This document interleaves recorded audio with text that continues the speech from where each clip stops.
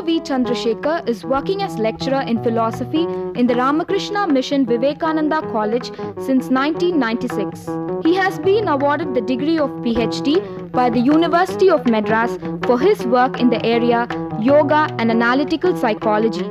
He has been teaching Indian philosophy, Western philosophy, and recent European philosophy for undergraduate and postgraduate students. He has participated in many seminars and presented papers in a variety of topics.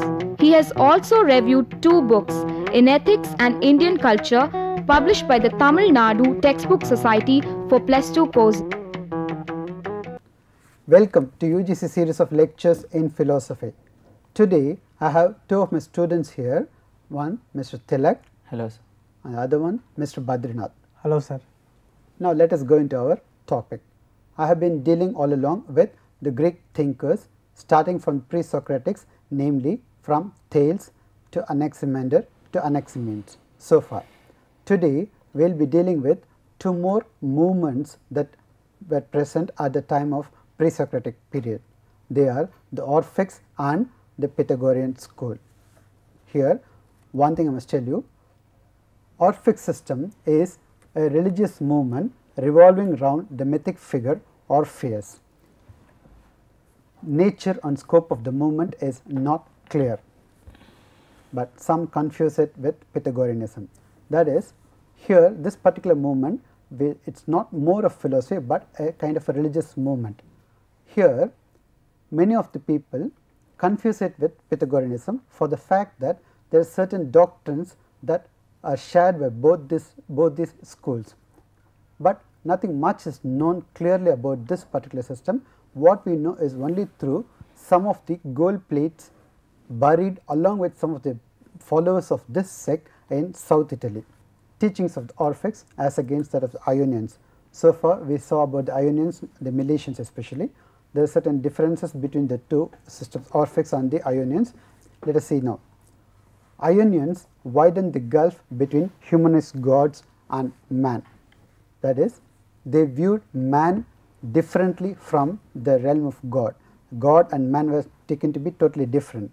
On the other hand, Orphics taught that men, though fallen, were akin to God and might rise again by a system of purification. Here we are reminded of a concept in Indian philosophy called Salokya. Here they say that the individual soul can rise to the level or the place where the gods reside. This particular view of the Orphics also is similar to that. Of course, we have Sayujya, Sarupya, Samipya, etc., but this particular thing comes nearer to Salokya. The Orphics speak of the eternality of the soul and transmigration of the soul. Now, when somebody asks me who you are, I say I am Chandrasekhar. Now, what does this name Chandrasekhar refer to? Does it refer to my body? Here there is a difference. The body changes right from the time of the birth. It has undergone many changes, yet I call myself Chandrasekhar. Does that name Chandrasekhar refer to the changing body? Here philosophers say that no, there is something different from the body that changes. They say that that is the eternal substance which persists in all kinds of changes, that they call as the soul. The Orphics also believe a similar type of soul, and they say that this soul is eternal because death happens to body but not to the soul. The changes take place to body but not to the soul. Now, what happens to the soul once the body dies? That is where the concept of transmigration of the soul comes into picture. The Orphics believe in the transmigration of soul, that is, the soul takes up different bodies, be it the human or animal or plants or even vegetables. That is, all we have is the body of the vegetable, plant or animals, but the soul is present in all, and the soul changes from one body to another. Just as we go home, change our shirts, the soul also changes the body. This is how the Orphics talk, and this view is similar to the Pythagoreans that we are going to see later. Pythagoreans also believe in the transmigration of the soul. There is some difference that will come to later. Then we come to Orphic religion and Greek religion. There are certain differences, let us see them now.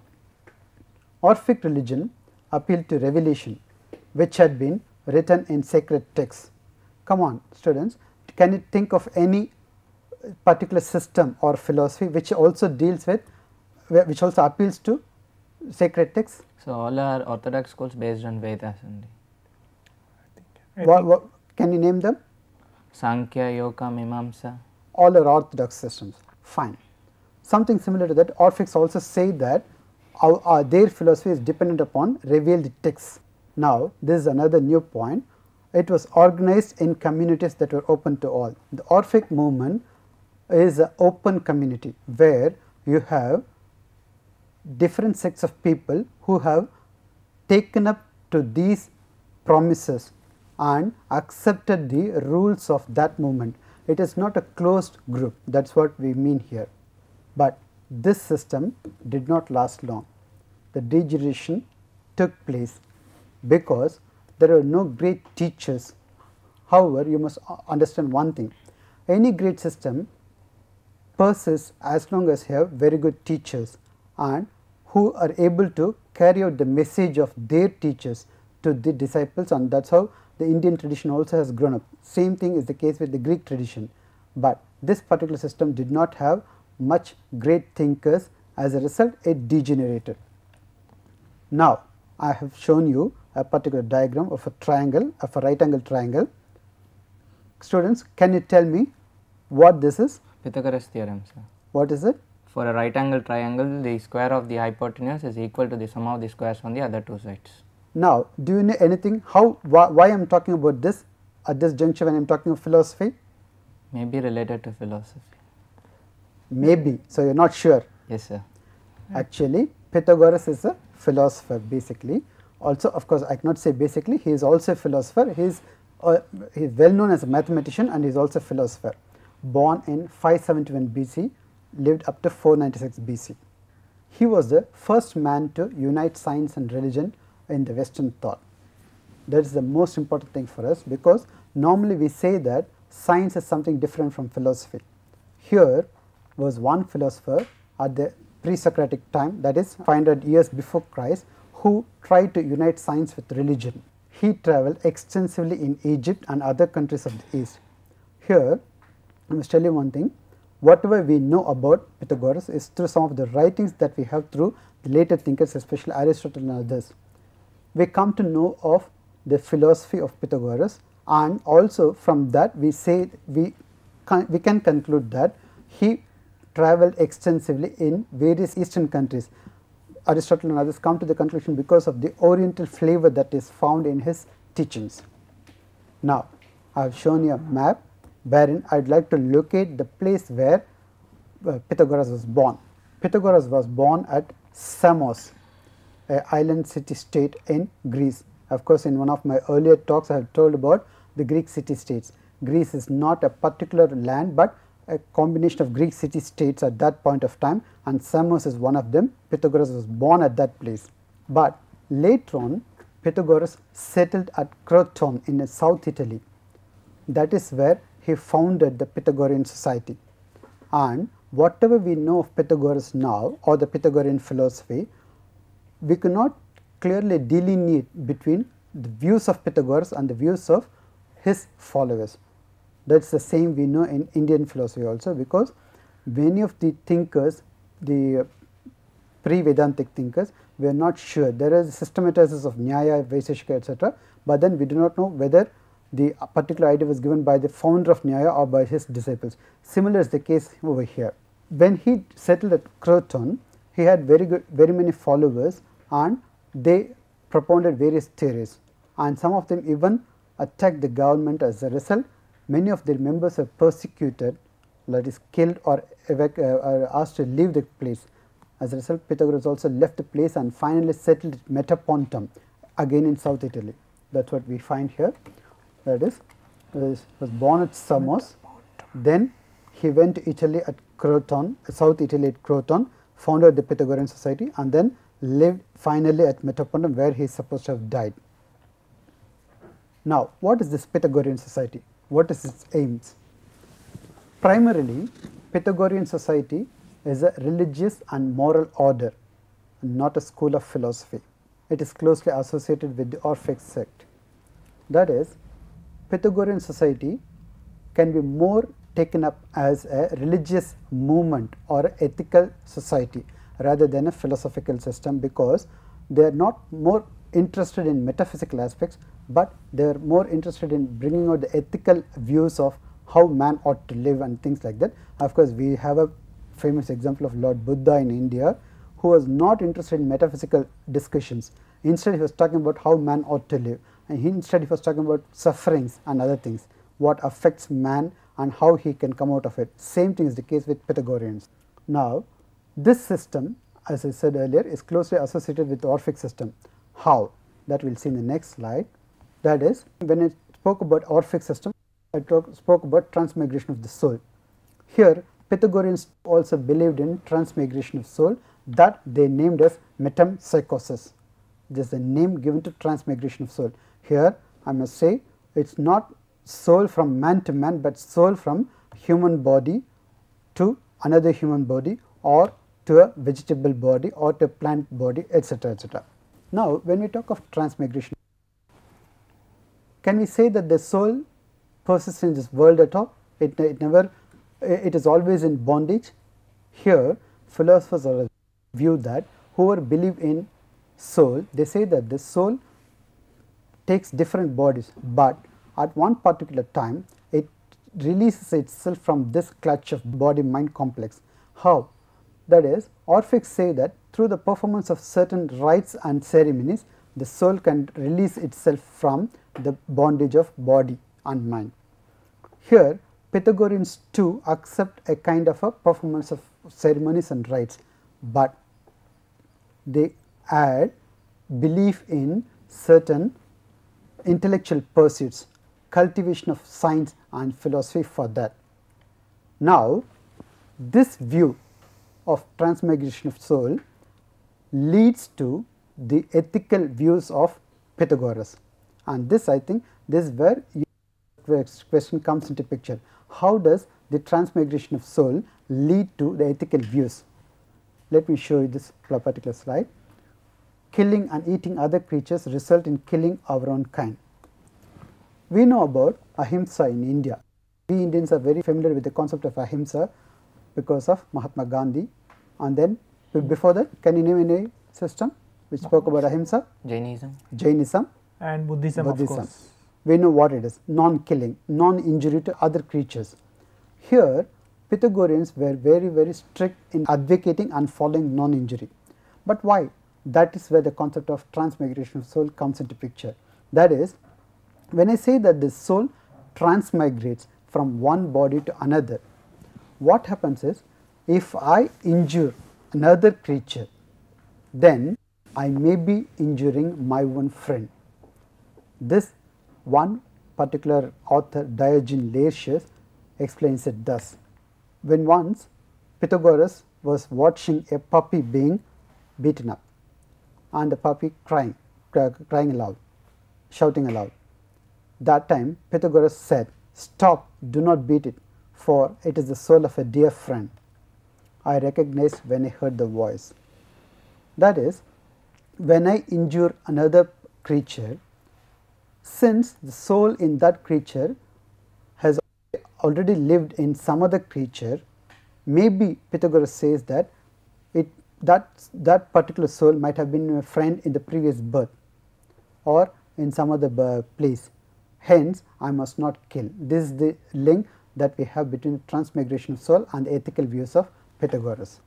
Now, let us just summarize the views of Pythagoras before going to the philosophy of Pythagoras. Soul, according to Pythagoras, is immortal. It migrates into other living creatures. Nothing is absolutely new. All animate things should be considered alike. In India, we have two sayings, Loka samasta sukhino bhavantu and Sarve janaha sukhino bhavantu. Sarve janaha sukhino bhavantu means let all people be happy, whereas Loka samasta means let the whole world be happy. Here in this second, we take not only human beings but also the whole creatures. Same is the case with Pythagoras here, because he says since there is soul in every creature, be it vegetables to human beings, therefore he says that all creatures should be considered alike. That is what we mean here. Let us look into his philosophy now. on the basis of which the views were given earlier. Contribution of Pythagoras and his successors cannot be delineated. I have told you earlier, just like the Indian system, the pre-Vedantic systems, we cannot delineate between the ideas of the founder from the ideas of his disciples, because we are not sure of who wrote what, and since we do not have proper documentation of that, we do not know. As a result, we say that it cannot be delineated properly. Cosmogony of Pythagoras. Numbers were the ultimate principle of all things. I told you Pythagoras was a mathematician. So, he looks at the cosmogony, that is the origin of the universe, through numbers. We saw earlier with respect to the Milesians, especially Thales, Anaximander and Anaximenes, they spoke about the universe to have come out of certain primary substance. Thales said water to be the primary substance, Anaximander said indeterminate matter to be the primary substance, and Anaximenes spoke of air to be the primary substance. Here Pythagoras, being a mathematician, is going to conclude that number is the ultimate stuff from which the whole universe has come into picture. Of course, this is an extraordinary view, but let us see how he does it. To him, qualities are not universal, but one thing that is universal is that all things are numerable. Now, when we talk of any object or any substance for that matter, we say that a particular substance is cold or hot, sweet or bitter. Now, what happens is a particular substance which is sweet to me may not be sweet to another person, may be bitter even to somebody else. But one thing that is common that we find with all objects, with everybody, and that is that it is numerable, it can be numberable. That is the universal fact. This is the point on which Pythagoras confirms that number is the ultimate principle for the whole, because number is universal. Now, again there are three more principles through which Pythagoras comes to this conclusion. Let us see them now. They are proportion, order and harmony. Proportion is expressible by the relation of one number to another, and order is measurable by numbers, example ranks of a regiment. And then lastly harmony, it is a metaphor that we use from music. Now, these three principles are very essential in the philosophy of Pythagoras, because of which he comes to the conclusion that number is the ultimate principle. Can anyone guess how these three can be the ultimate principles? How these three can influence Pythagoras to come to this conclusion? Can anyone of you talk about it? I don't get your question, sir. No, I said Pythagoras comes to this conclusion that number is the ultimate principle, yes, on the basis of three principles: proportion, order and harmony. Yes, sir. Can anyone of you say how it could be the influential factor? Because he was a mathematician. That is right, I understand that, but how these three, mathematics there are so many things, how these three, or do you want me to tell? I think it will be better if you can tell, sir. Okay, then I will explain to you now. That is, we all experienced heavy rains for the past 2 months in Madras. What is the announcement that we get? That very heavy rainfall that we have experienced in the past 10 years. How do you come to this conclusion? This is based on the proportion. That is, in proportion to what we experienced the last 10 years, we say that this year it is a heavy rainfall, and that is, we say we had rainfall for 24 centimeters or 25 centimeters per day. And what was the rainfall in the month of July at Mumbai? It was 99 centimeter. So, this we say that when compared to Mumbai, there is not much, but when compared to what we experienced in the last 10 years, we say it is much devastating. That proportion is based on numbers. Then secondly, we have order. Now, order, we can think of an army regiment. Say for example, you can see a photo where you have a group of army soldiers working. Here, now the distance between one soldier and the other in the first row, or the first row to second row, third row, like that, you have, and also the leader to the other rows. There is a particular measurement that is based on numbers. Then finally, order. Now I can play you a particular piece of music.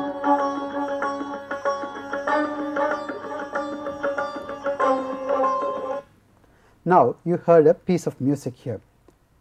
It is a combination of certain instruments, namely violin, sitar and tabla. Each were playing certain notations. You all know that music comprises of various notes and notations. Now, Pythagoras, you will be surprised, the Pythagoreans were the first to bring out that music is based on numbers, that is, the notations that we have. We had 3 notations, especially if you take up the violin in the particular piece, we had 3 notations only, which were echoed. Now, how do you differentiate? The difference between the 3 notations is on the basis of the number of vibrations that each of the notes make. Secondly, the gap that exists, that is there between 2 notes, is again measurable by number. Therefore, harmony is a word that is used much in music. We call it a symphony. We all know about the symphony that is being created by both the Western musicians or the Indian musicians. We have that is also based on the number. Therefore, on this basis only Pythagoras says that we talk of a universe as a harmonious whole. That is how proportion, order and harmony are the key factors which provoked or which influenced Pythagoras to come to the conclusion that number is the ultimate principle. Is it okay? Yes, Yes, sir. sir. Yes, sir. Yeah. Now, the conclusion of Pythagoras from this: universe is a harmonious whole, and hence number should be the essential character and ultimate source. This is what I explained to you earlier.